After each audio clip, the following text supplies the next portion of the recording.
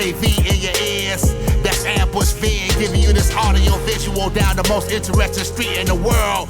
With my boy Steve, Fascination Street, you already know, let's get it. When you whip in the Fascination Street, what do you... This is Chef Aaron McCargo Jr., and you're listening to Fascination Street Podcast. Yeah, AV in your ears, that's Ambush Vid, giving you this audio visual down the most interesting street in the world. With my boy Steve, Fascination Street, you already know, let's get it. When you whip in the Fascination Street, what do you... Welcome back, Streetwalkers.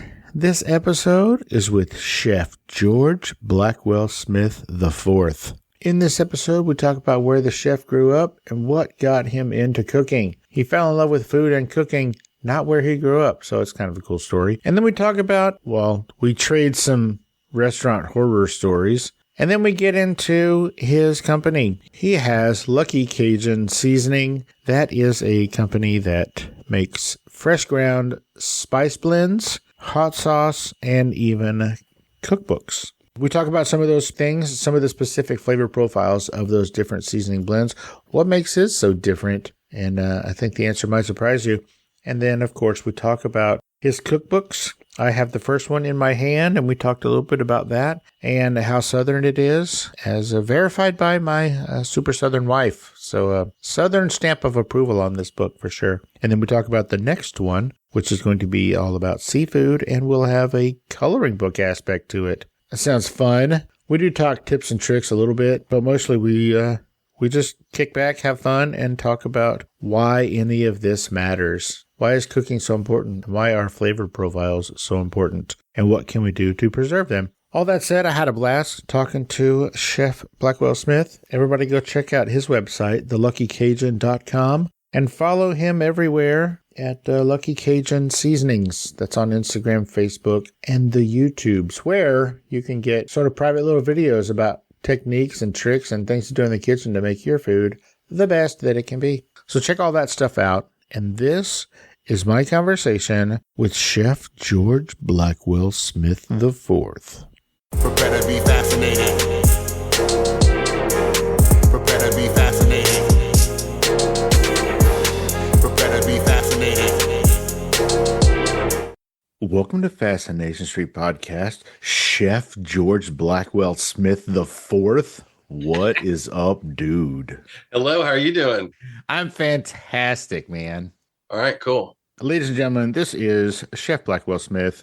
Chef, what I like to do is I like to start from the beginning, man. It helps us understand how the guests got from where they were to where they are. So where were you born and raised? Where'd you grow up? Okay, so I grew up in Chattanooga, Tennessee. I was born in California. Where? In Fairfax, California, in Marin County, above a health food store. My parents were hippies. Just like on the roof, or? No, I was in the bedroom, not on the roof. So I was born there, and then we moved back here with my dad because he grew up here in Chattanooga. So we ended up here, staying here, and I went to high school in Baton Rouge, Louisiana, and I fell in love with the food because it was very different than what I'd had. It's similar. It has a lot of similarities. It's like you recognize, you go, that's chicken.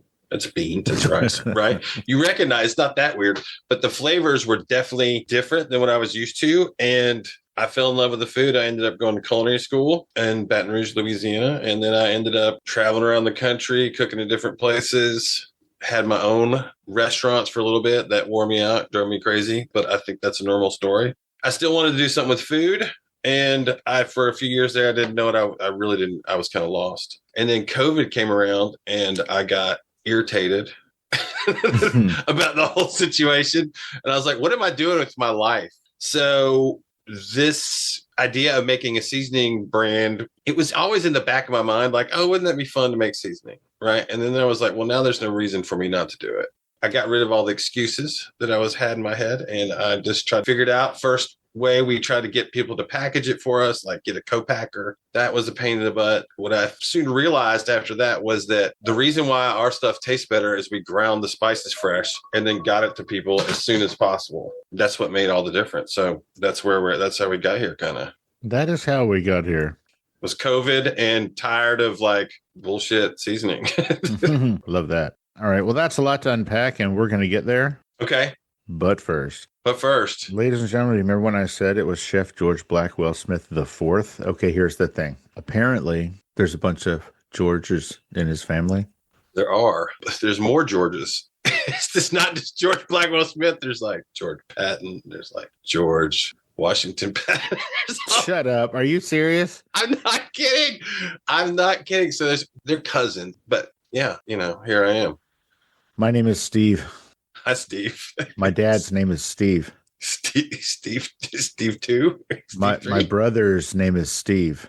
Are you serious? My son's name is Steve. So you have a brother named Steve 1 and 2? Sure. How did that work? Well, Steve is my first name, and my brother, it's his middle name. Okay. And then my sister's name is Stephanie. So I'm right there with you, buddy. But you know what I'm not right there with? What? In 2018, me, Steve Owens, Yeah? did not run for governor of Tennessee. Okay, so you want to hear the story behind that? You know I do. Come on now. There was a time period where I was sitting there going like, I don't know what I want to do with my life. I don't think I really wanted to be governor, but I got interested in politics. And so I don't want to really talk about politics too much. But Good, because we don't talk about politics. Just be general. Okay, the general was that I went to a few different parties things. And what I found was that all the parties talked about the same thing about how the other parties sucked. Mm-hmm. The one place that I found that was a little more open was the Libertarian Party. So I went and I joined them and started hanging out with them. What I learned is that for someone to run as a third party, you had to get like a certain amount of signatures to say that you were part of this party. Only Democrats and Republicans are allowed to say they're Democrat and Republican when they run. So basically what we did is we got a bunch of people in the party to run for governor to draw attention to it. So I did that just to it's kind of like a protest. Protest to the idea that only the Democrats and Republicans can run without having to have all this hoopla. Gotcha. Which is kind of like why we have problems here anyways, because there's only two parties and they just keep fighting about the same thing. But that's politics. We'll shut up. So I just love that you were like, you know what? I'm going to put my name in the hat as a protest. The funniest part would have been like I could see a movie, right? Like you accidentally win, like Brewster's Millions kind of thing. You accidentally win and you're just like, oh, shit. Now what? That's not my plan. So I didn't promote myself. I didn't do anything to say I was running. It was more just it was just paperwork. It was just paperwork. And just so the group could say, we decided to put up 20 people for candidates. Is that what they did? Was there 20 of you? I don't remember how many it was. But it was a lot. It was something like that. It was a lot. And I don't know. I came in fourth or fifth place or something. And I got over 1,000 votes, I remember. You came in fourth or fifth of just the Libertarians or of everybody? Of the whole thing. Now that's funny. It is funny. Oh, I know why. It's because everybody in your whole family is named George Smith. So they were like, oh, you know what? No, because I guess I got a good political name. George Blackwell Smith IV. Sounds like I think there's 1,000 people with your name that all voted for themselves. They're like, oh, wait a minute. My name's on the ballot. I'm voting for me. Okay, so for some strange reason, you grew up in California, even though... I didn't grow up in California. I was born there. I'm sorry, you were born there. Yeah, sorry. So for some strange reason, you were born in California, even though for generations you're from Tennessee. How did that happen? What were your parents doing there? My dad was kind of a wild ass. He was a hippie. He wanted to be a hippie. So he was like, well, what better place to be a hippie than in Bay Area, California? So you don't have any memory of that time? All your memories are from Tennessee? Not really. Very vague moments, but not anything meaningful, really. I mean, just little moments, little pictures in time. So what took your family to Baton Rouge? Yeah, I went to Baton Rouge. Just you? Yeah, I was a troublemaker. I ended up down there and just, yeah. Hold on now. You said you went to high school there. I did. By yourself? Were you living in a box? What's going on, man? Well, okay. Well, we're just going to say what it is. So I was a troublemaker too. So I ended up being in an alternative school? Well, it was more like alternative living situation. I needed, I was having emotional difficulties. I mean, we went to a normal high school. It's not like a special high school, but it was Got you. Okay, cool. But I'm not like that anymore. Sure. None of us are. Mm-hmm. So you fall in love with the flavors of the New Orleans, Baton Rouge, that whole thing, huh? That's what did it? Yeah, just because it just was a completely, when you're in high school, those are kind of like formative years. You listen to the same music. I mean, maybe not, but that's like a lot of where identity is born, I think, is in your teenage years. And I don't know. I loved it. I just loved the flavor of the food. And I didn't know how to get rid of that love for it. It didn't go away, if that makes any sense. No, it does for sure. So you graduate high school and then you're like, you know what? Baton Rouge still looks pretty cool. Maybe I should stick around for a little while and learn how to do all this cooking stuff. There was a time period of like, what the heck am I going to do with my life then too? It wasn't immediate culinary school. It was like, well, what are you going to do with your life? I don't know. But you stayed in Baton Rouge? You didn't go back to Tennessee? There was a bunch of back and forth. Okay, so of all of the culinary schools, why did you pick Baton Rouge? They're everywhere. Because I knew people there and I was familiar with the place and the school or just the town? The town. Okay. And I wanted to learn that type of food. It seemed like the right place at the time. Sure. What was the name of that school? Culinary Arts Institute of Louisiana. CIA? No, not CIA. It's Culinary Arts. CAI. Culinary Arts Institute of Louisiana. Kayla. They actually called it Kayla. Kayla. All right. Okay. All right. I'm in San Antonio. There's a CIA here. So I grew up and the easiest jobs to get were in the restaurants. And so I worked in restaurants for so much of my life, I can't even describe it. Right. And then at one point I ended up being like the number 2 guy in I guess you would call it a Cajun food restaurant. Are you familiar with I don't think I've ever been there, but the name is familiar. Shit, when I worked there, I think there was like 26. I was at number 26, so there was at least 26, and there's probably 50 now. But they are I don't know, it's like a New Orleans style food based kind of thing. The etouffees and the all the shits. Right. And so I worked there for a long time, and I ended up becoming the number 2 guy there, and I fucking loved it. It was great. The only thing I didn't like was working 100 hours a week. So that sucks. But right. I guess it was such an influence that whole time period. My son, he went to culinary school. And at the time, he had a decision to make. Right. So there was a decision to make because alternating every year, the number 1 culinary school in America was either the Culinary Institute of America or Le Cordon Bleu. They would flip-flop back and forth every year. Right. My son ended up, I think it was based on, I don't think the CIA in San Antonio was there yet. So the closest one, I think, was Le Cordon Bleu in Austin. So that's where he ended up going. A fun fact, basically, as soon as he graduated, Le Cordon Bleu kind of got kicked out of the U.S. Like, I don't think they're here anymore. I don't know what happened, but they were like, go on, get. I said, get. So food and cooking and the culinary arts has always been big in my family, my primary family. So much so that my wife and I, right after we met, we bought an existing restaurant and then tried to, make some changes and make it our thing. And it was a whole big deal. The people we were in the process of buying it from, like, tried to burn it down one night while it was under our name or whatever. Like, so it's crazy, man. What in the world? We got food mafia down here. Dude, I don't know. There's something about the restaurant industry that just attracts like the craziest shit. You're not wrong. And I just got fed up with the craziness because like I'd gotten sober in like 2008. I've been clean and sober the whole time. And trying to work in kitchens with like people that have no interest in being sober at all, it's not even on their radar. It became this miserable kind of thing.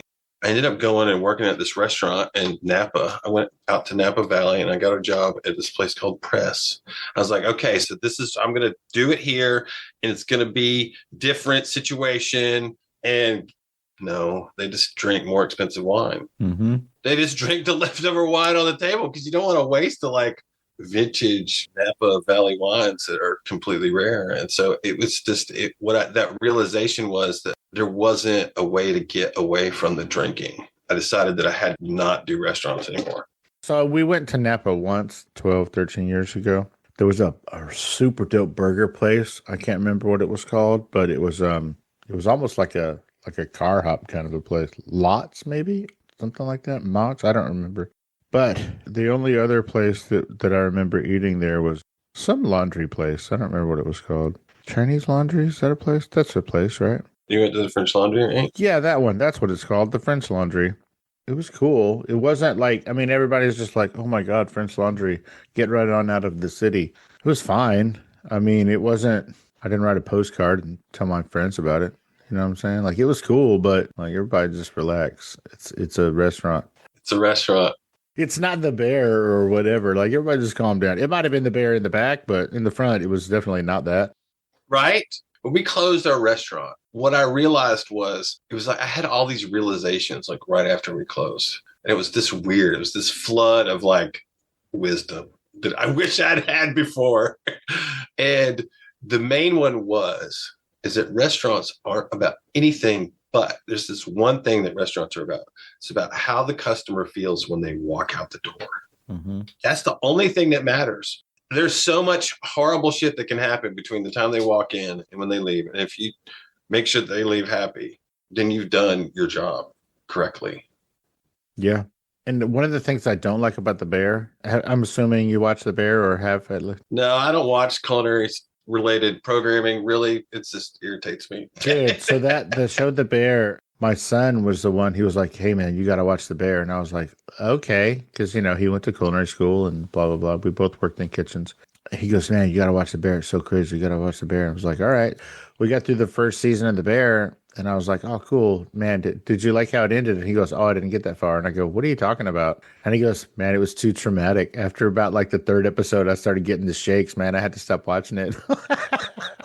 From getting yelled at and just all the stuff. And in that show, they live by the clock, right? Everything is the clock. They live by the clock on the show. And I'm just like, look, the customer out there, if they were in a fucking hurry, they'd go to a drive-thru. Like, they're not in a hurry. Like, relax. Calm down with this clock nonsense. Yeah. So there it is. Craziness. Restaurants. What's the craziest story you remember from the restaurant days? I don't know, man. It was probably me doing something stupid. It's probably...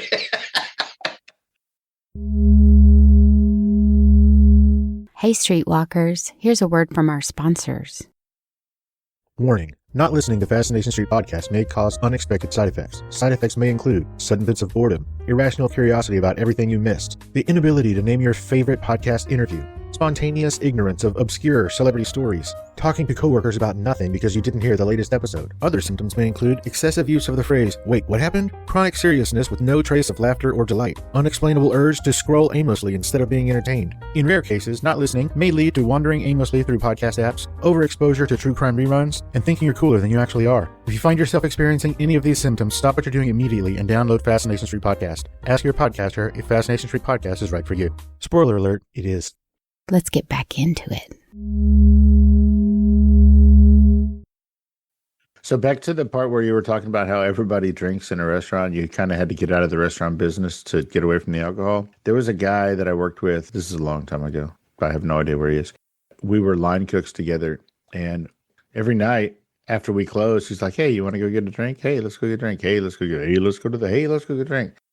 Yes, that's all it is. And sometimes I would, but I had other obligations, so usually I did not. But one of the times that I did not, he didn't come in the next day, and I was like, hey, where's that dude? And like, oh, man, you didn't hear? And well, he got drunk and got into an accident last night. And, bro, I'm cutting this part out.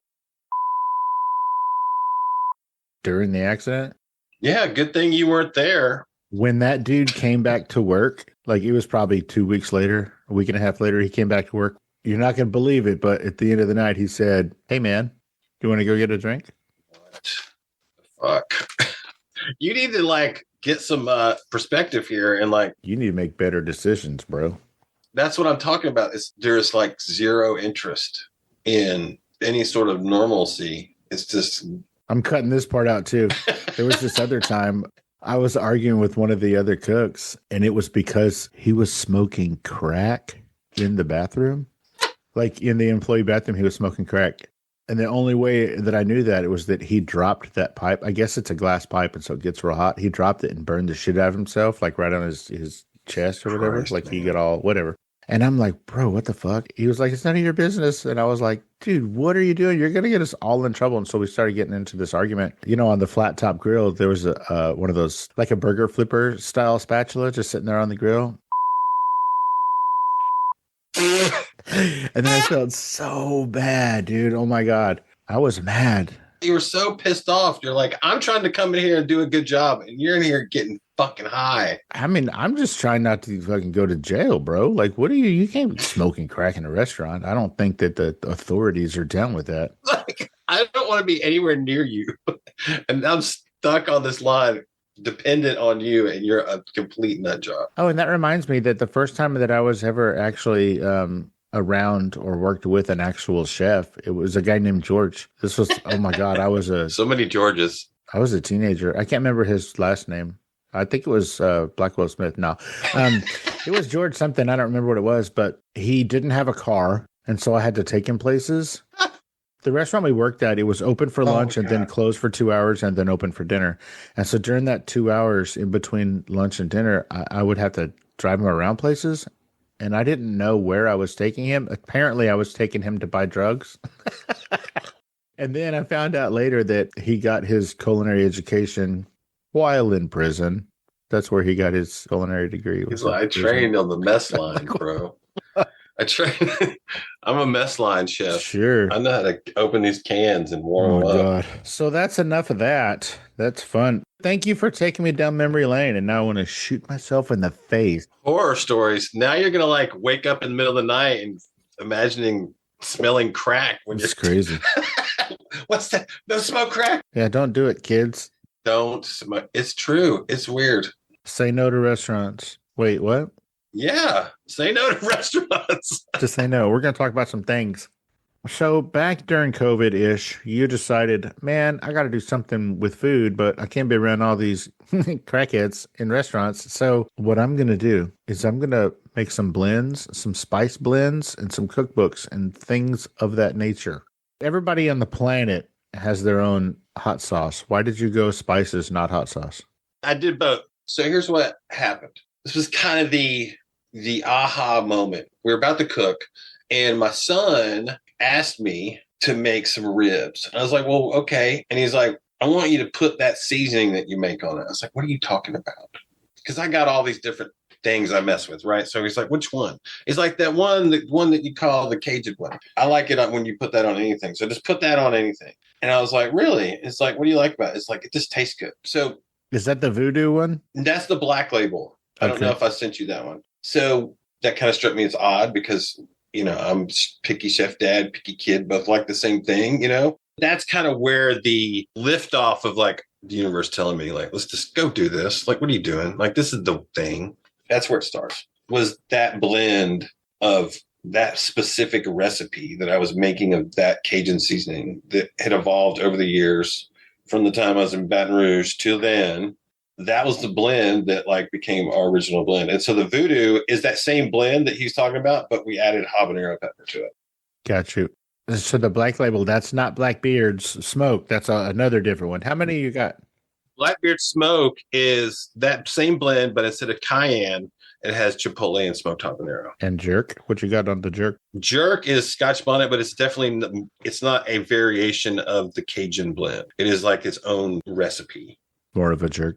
Yeah, it is a jerk. Yeah, total jerk. Total jerk. What a jerk. What a jerk. There's a fun story behind that, too.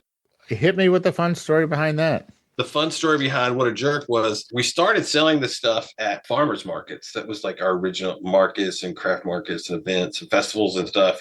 That's where it started. The goal was to end up being an online business, which is where we're going now. But this lady was asking me, well, are you going to make some other seasonings? And this is maybe when we had like 2 or 3 blends. I was like, well, I think I really want to make a jerk blend because I love jerk chicken and that sounds fun. And she said, what a jerk? Like a question. Like she didn't know what jerk seasoning was. And I was like, you just named it. You just named my seasoning. I love that. I love it too. It makes me happy. I love that kind of stuff. Interaction with my customers, the people that are return customers has been the most enlightening. Like knowing who your customers are is amazing because it helps you inform your decisions very well. because you know what they like. You know what tickles them, makes them happy. It's also got to be gratifying, right? Yeah, for the most part. Yeah, definitely. Like, when people come back and then they tell you how they use your seasoning and you're like, well, I never thought of using it that way. So it's like this huge depth of knowledge that I didn't even have about it, if that makes sense. So like my favorite thing to try is the thing that my customer says they tried the seasoning on, especially with the jerk. The jerk has been the most interesting. I made jerk because I like jerk chicken and like I like it on ribs and like pork butt and the smoker on the grill, right? You sell seasoning to people, they do whatever they want with it. You put it on eggs, mac and cheese, popcorn, shrimp, burgers, homemade sloppy joes. Like even put it on like smoked cream cheese. So all this crazy stuff, it's all right there in front of me, obviously, but it's like, it just didn't occur to me. And so this has been fun, just seeing how jerk can be more of like an all-purpose kind of seasoning. Do you think jerk is the one that is all-purposed the most? No, I think that Black Label is probably, well, that's because that's how it's made. I mean, it's made to be an all-purpose kind of seasoning. You just use it in the place of salt and pepper. But I don't know. I think it's all just a matter of taste. A lot of times, most seasoning companies say, well, this is for chicken and this is for this. And I think that's just a way to like help guide people. But I'm a firm believer that all seasoning is all-purpose seasoning. It's just a matter of what you like. What are your flavors that you appreciate and enjoy? That makes sense. Kind of like how nobody uses that Lipton onion soup mix to actually make onion soup. Nobody uses it for that. No, they make it to make French onion dip. Isn't that funny? Nobody makes an onion soup with that thing. Tell me about your philosophy of the anatomy of the bite. Okay, so the first book, do you have the first book? The No BS Holiday Cookbook? Yes, sir. So when we started making the cookbook, or there was always been this talk about making a cookbook. The idea of making this one large volume, just like, I didn't even know where to start. Like, it felt impossible to do. I went, okay, let's just make something small and fun. Let's make it something not quite a full cookbook, but not like a recipe card either. Like something in between, something fun, something lighthearted, something carefree. So it's not like all this pressure to create something important or some shit, some bullshit. All these different ideas started coming to his head. Like, what is a cookbook about? Like, who is it? What is a cookbook for? Is it for the chef to be like, I'm a chef, or is it for the person reading the book? What I realized was that a lot of ways chefs think about food is they think about like what they have, and then they use techniques and they use their understanding of taste to put things together. It's not like somebody goes, all right, well, they imagine the full dish. Sometimes the dish is just made from like what's in the refrigerator, what's in the restaurant, right? That's a very Southern, like Louisiana style philosophy to just, what do I got and what can I do with it? Like, that's where remoulade came from, right? Just a little bit of everything. Just a little bit of everything. What I realized is that people are looking for recipes, and really what they're looking for is techniques. That's what really people want, is because you can have a recipe. If you don't have techniques, you can't execute that. It's like, oh, I want a race car. Well, if you don't know how to drive the race car, it doesn't mean shit. You have to learn how to drive the race car. So as this evolves, this thinking evolved, because when you do one book, you go, well, how could I have done that better after you do it, right? And so the anatomy of the bite is this idea where we're going to take the fish. The next book is a fish cookbook, by the way, No BS Seafood Cookbook. And it's about taking fish, and then you have all these different techniques, and you can apply different types of fish to those techniques. And you have sauces, and you can apply those sauces to all the fish. And then there's some basic sides. And then there's some dishes that are like, Creole sauce, Thai curry sauce that you can add into any kind of fish. You can mix and match that however you want. And that's how chefs cook. So instead of teaching this, all these different recipes, people can create their own recipes like how chefs do in this really simple format. The anatomy of the bite. You just build your own bite. There it is. There it is. How come it's called No BS? But it's all BS. It's all BS, right? So it's bullshit. No bullshit. Oh. There's just so much bullshit out there. See, I thought it was Blackwell Smith. It is Blackwell Smith. There's a pun. There's some pun going on. It's all BS is no BS. All BS is no BS. We all got BS. The only question I have about the cover, this artwork on the cover. Yeah. That's a turkey, right? Yeah. Why is fire coming out of that turkey's ass? I says to my wife, that's a turkey, right? She goes, yeah. I go, why is it on fire? She goes, why is its butt on fire? Because it's fun. So this goes back to something about what we learned about our ideal customer. When you sell to the public, you meet all kinds of people and you start seeing commonalities to like your ideal customer. And what that is as a female between the age of like 30 and 50, generally cooks with somebody else. That doesn't mean that they have children, but it doesn't mean they cook with somebody. That could be like a partner, a boyfriend, girlfriend, whatever, right? And they have tattoos and they do crafty stuff. They like creating things with art. And so what we realized was, why make a cookbook cover that appeals to like what we identify as our ideal customer? And so we're like, flash art, cooking scene, cowgirl, this looks fun. No BS holiday cookbook. They're going to dig it. So there it is.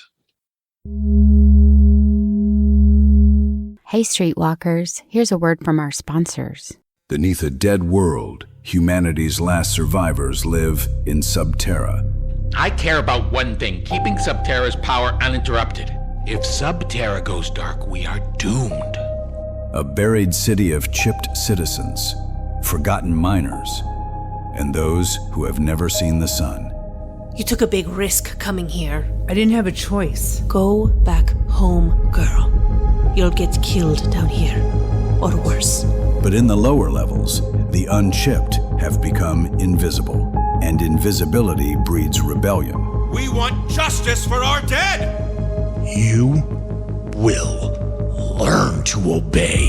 When a rigged trial ignites the darkness, a blind orphan, a bunker princess, and a rebuilt combat robot are thrown into a fight that could change everything. Fellow citizens of Subterra, you are here to witness the adjudication of an unchipped bunker orphan known as Ace. You want me to lie? I want you to help me clear your name. By blaming Ace for something he didn't do? He's innocent, and you're gonna kill him.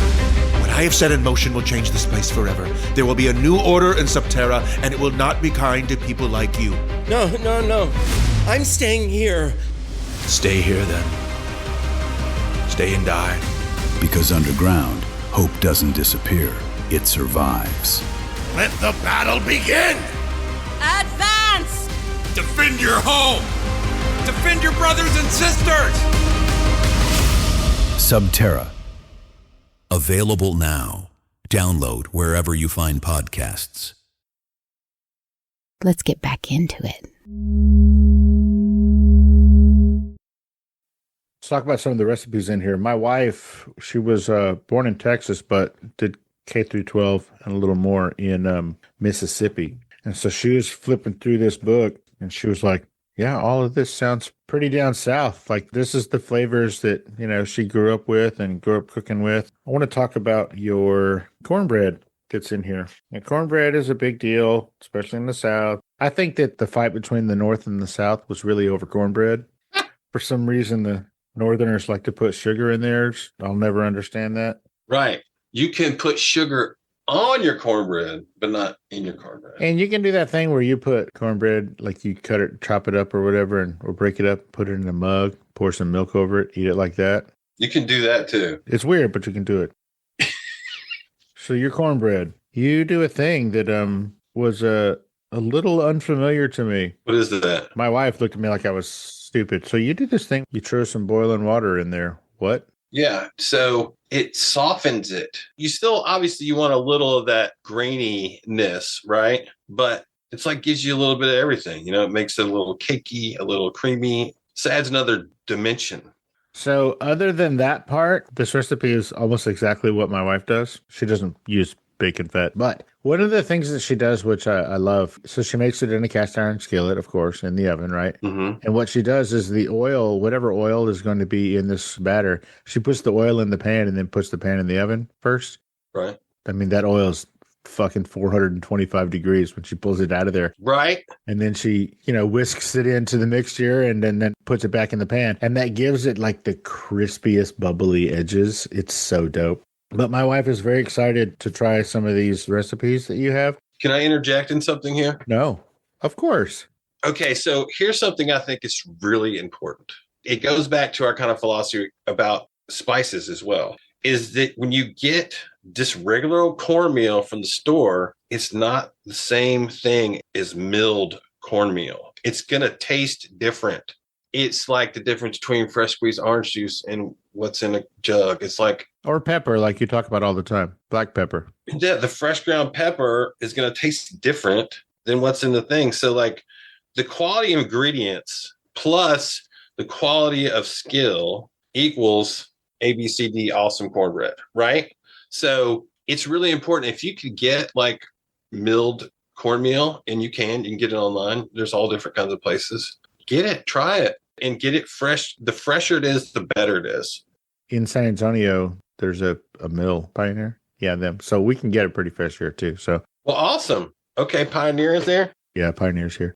Those are all good tips. And that goes back, you're talking about the fresher, more, stone ground, more less processed or whatever, less pulverized, I guess. Well, when you put it in like an industrial high-speed mill, it literally cooks it. Right, heats it up. So you're cooking it, and what that does is it releases like oils and sugars, and then like it turns. Yeah. Whereas when they do it in like a mill, it just kind of smushes it, and it doesn't release those oils, and it does release the oils, but it doesn't cook the oils because it's gonna be cooler, so it's just got more flavor. You don't have the flavor cooked out and going rancid. Sure. That is the worst word in the culinary language, by the way. I can't stand rancid? That word. It makes my stomach hurt. It's so well, gross. That's what it's supposed to do. It's supposed to let you know that's bad. Oh, it does. So let's talk about your spices. Now, your spices, okay. Going back to the freshness, I mentioned earlier I don't like living by a clock, but you kind of do that with your spices. You're in a hurry. You're in a hurry to get these spices from freshly ground to the customer. Why is that so important? Because that's the moment they taste the best. They taste the best the closer they are to the date when I grind them. Same thing with the cornmeal. It's like, I don't even have to say it, like science proves it. When you grind the whole spices and you let them sit for months and years, you lose all the flavor. The flavor is in that moment, right in the moment when they're cracked. Just over time, it slowly deteriorates. So for a better quality spice, you don't put like a fancier label on it. You do it by preparing it properly and getting it to people as soon as possible. And that's where you get great seasoning. The spice industry is based on efficiency and reusing the product and putting different labels on it. That's the spice industry. It's amazing. So that's one of the like biases we come up against is people think that like, well, we're seasoning. So how are we any better? I've already had all the seasoning. I already have the best seasoning, right? And so, but the reality is that they haven't. Unless they're making it themselves, unless they're grinding the stuff themselves, or they have somebody that's a friend of theirs that's doing that. Ours is just going to taste better because it's fresh, not because I'm awesome, not because I'm an amazing chef person, but because we do it right. The next time you tell that story, you're going to have to make sure that we all know that you are awesome. That's just not the reason that your spices are better. I'm awesome because I do it like that. I'm not awesome, which makes the seasoning awesome. I'm awesome because I do it right. Sure. I'm awesome, and also I do it right. Sure. Yeah. Two things can be true. Everybody has spices, and the average household, their spices and seasonings are going to sit in their pantry for 6 months, a year, until they use them and throw them away. They're up there forever. Yeah, it's weird. And you have no idea how long they were sitting in the factory, like in the warehouse, and then in the store where you got them from. Like by the time you get them, they're pretty old already. You have no idea. They don't have a born on date, do they? We have an expiration date. So first off, seasoning is never going to go bad to where you're going to get ill. It just loses flavor. It's never going to be harmful ever. But, whatever. A long time ago, I was at some friend's house. We had dinner, and then we were having some watermelon. And I was like, do you have any chili powder? I want to put some chili powder on my watermelon. Mm-hmm. And they were like, yeah, here you go. And they grabbed it and hooked it at me. And I was putting it on there, and then I was eating it. And then they go, oh, my God, I accidentally gave you the cayenne pepper. Are you okay? Because there was a lot on there. And I was like, well, it must be pretty old because I'm fine. It tasted like nothing. Old. Yeah, it tasted like nothing. I was like, all right.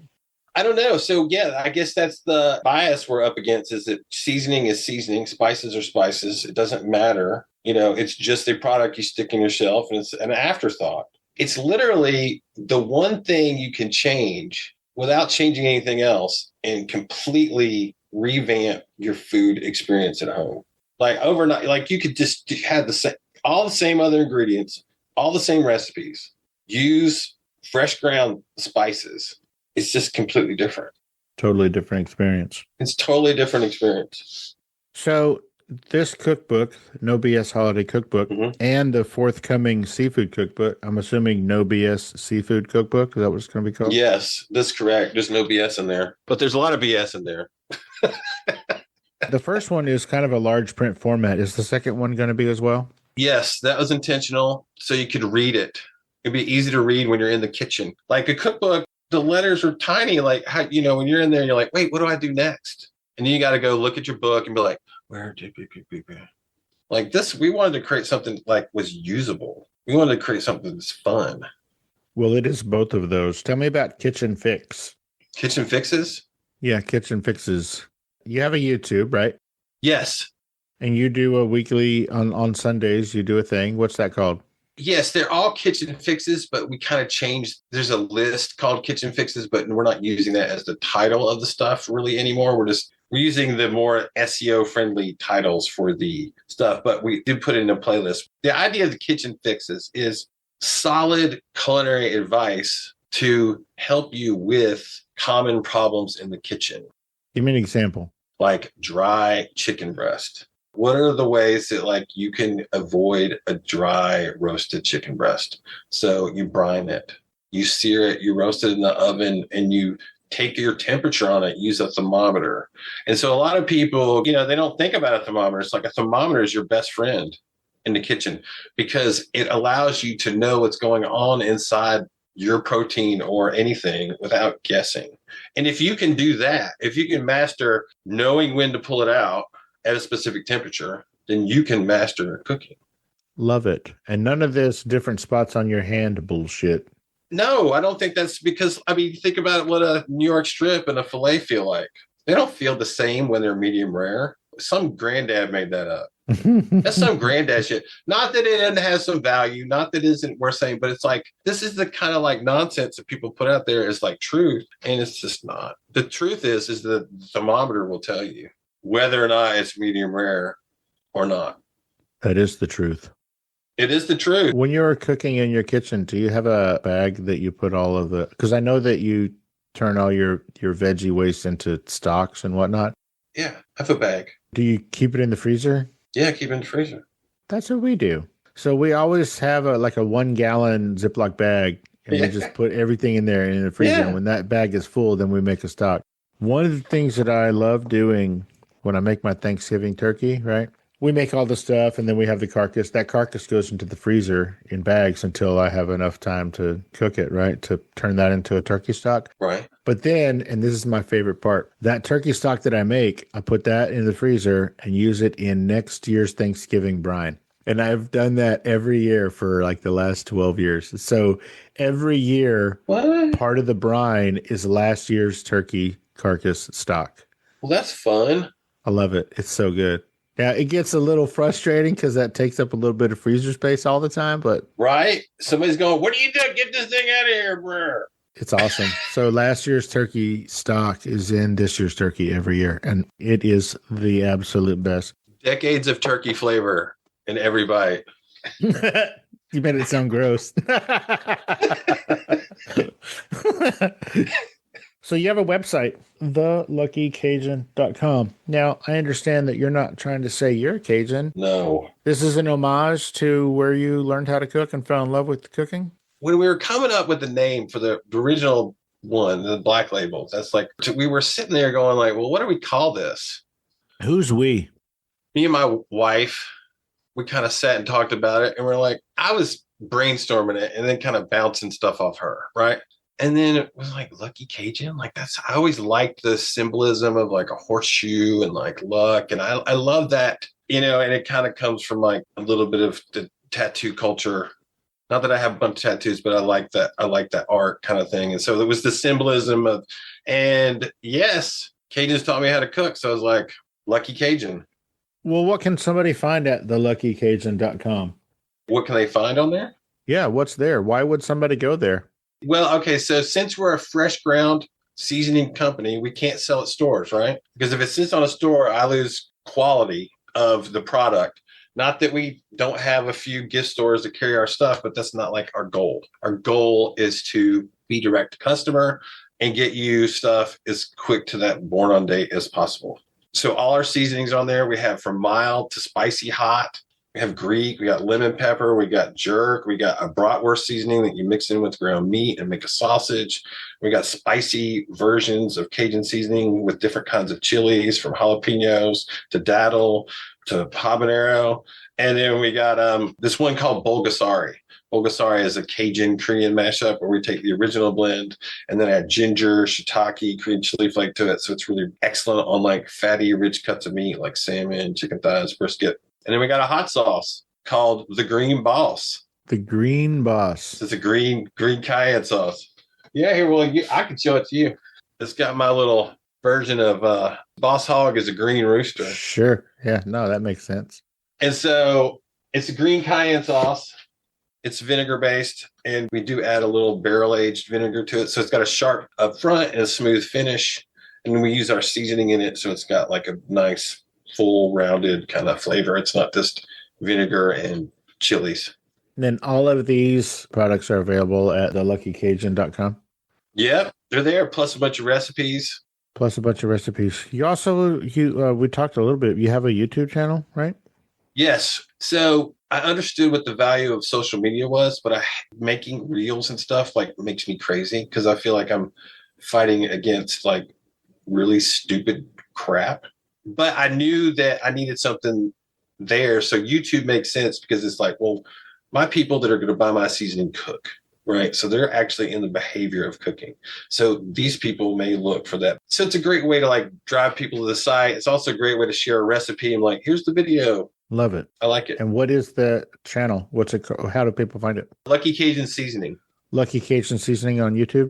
Yes. When we initially started this, I got some questionable advice from a person who I shouldn't have been getting advice from, that we should call the website The Lucky Cajun and all the things The Lucky Cajun. And then later on, it occurred to me that like there's a lot of Cajuns that are thinking that I'm saying that I'm Cajun.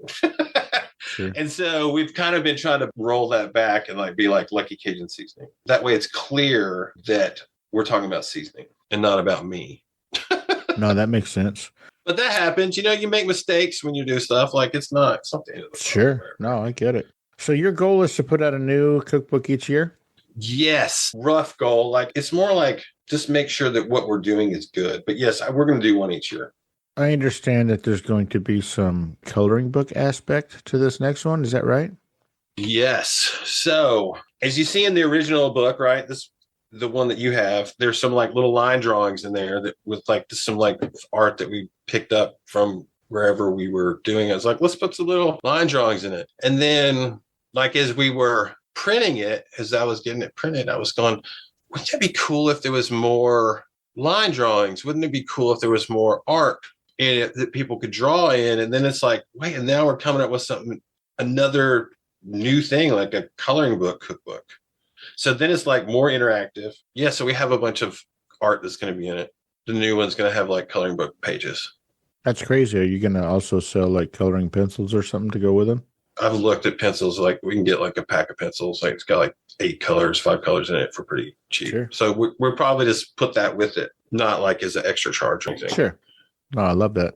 There's also going to be little QR codes in the book that go to recipes on a YouTube playlist. So like how to grill fish. There's going to be like a little tutorial. How to make hollandaise to go on your fish. Then I'm going to show you how to make hollandaise. Like things that require maybe a little more skill and finesse. We're going to have video tutorials for those that you can only access through the book. So it's going to be like a private playlist for people that have the book. Got you. That sounds cool as hell. Yeah. So it's going to be multi-layered. That sounds fun. Where can people find you on social media? Lucky Cajun Seasoning on Instagram, YouTube, Lucky Cajun Seasoning. Those are the two main places. We are on Facebook because Facebook automatically goes over there, and it's the Lucky Cajun on Facebook. You're not doing dances on the TikToks? I'm not saying that the people, our ideal customer, are not on TikTok. It's just I have found that when I try to do too many different things, I don't do anything well. Sure. No, it makes sense. And so the goal is what we do is I focus solely on the long form video format and how to perfect that. And then we use some technology to cut it up into little clips and post it to the shorts and reels and stuff. Sure. So that's where we get our content from. Lucky Cajun Seasoning on Instagram, Facebook, YouTube, and the luckykajun.com. You're going to have to change that website. I'm not really worried about it. No, you have to worry about it right now. You have to be able to not sleep tonight.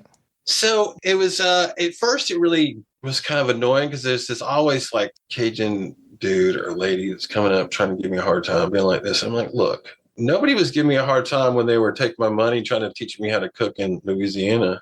Saying, oh, you're not Cajun, you can't make Cajun shit. It's like nobody was having a hard time teaching me. Like, it's like, well, you're not even in Louisiana anymore, are you? Like, why are you here? It's like you don't even live here. So I don't know. It's just been interesting because it's like this real sensitive, like, potential cultural appropriation kind of thing. It's like, that's so funny. Now just buy like the luckykajunseasoning.com and just have it redirect to the Lucky Cajun. Yeah, that's true. We could maybe do that. There's options. Just redirect so everybody will shut the fuck up. I don't know if it's that. It's only an issue when I'm in person. Sure. I haven't had any. Not getting any hate mail? No, I'm not getting any hate mail.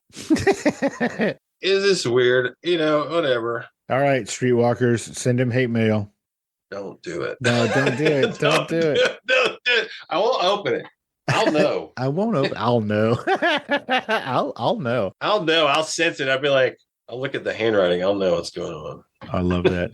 Chef, is there anything that we didn't talk about or I didn't ask you specifically that you wanted to cover today? Like, did we cover the big bits? I think the big bit is that there literally is like no other seasoning company that's doing what we're doing. There's all these people that are mixing old spices up and putting them in a jar and letting them sit for however long. And I'm not saying people aren't grinding spices up and selling them to people. I'm not saying that there's not people out there doing that, but not at like where we're going to go. I don't think. I haven't found any companies online that do it. It's just the industry is in a set where as far as I see it, we're a disruptor. It's like there's nobody doing it. It's such a weird thing. I found it really bizarre when I started looking that nobody is doing it. Well, I will say that if your food turns out bland, dry, or overcooked, this fixes it. It does. Are you reading? What are you reading? Your website. Know exactly what to do when something goes wrong while cooking. Fix it fast. Keep cooking. Yeah, with the kitchen fixes. Yeah, get a little PDF, little fun PDF. Sure. Chef George Blackwell Smith, the 11th. Thank you for taking the time out of your busy day and your hectic grinding and seasoning and cooking schedule to hang out and let us get to know you a little bit better on Fascination Street, man. I appreciate it. This is fun. I enjoyed sitting here talking with you. You're fun. You're a fun person. Oh, I'm hilarious. It's like the perfect job for you or a perfect thing to do. Like you just like talking trash a little bit. It's not you're not mean-spirited. You're just like, let's get to the point here, but let's have fun. Let's get it. That's what life's about, bro. Right. If I can't smile, what's in it for me? Right. Thank you so much, man. You have a great rest of your week, and I will talk to you later. Yes, I appreciate it. Bye, buddy. Bye-bye.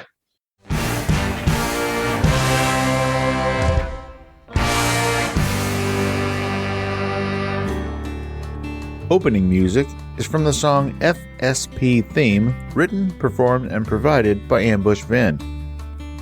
Closing music is from the song Kosh, written, performed, and provided with the blessings of Kosh Mojo himself. If you like the show, tell a friend. Subscribe and rate and review the show wherever you listen to podcasts. All episodes are available ad-free at patreon.com/Fascination Street Podcast. And don't forget to follow the show on YouTube, Spotify, Instagram, and TikTok. And again, thanks for listening.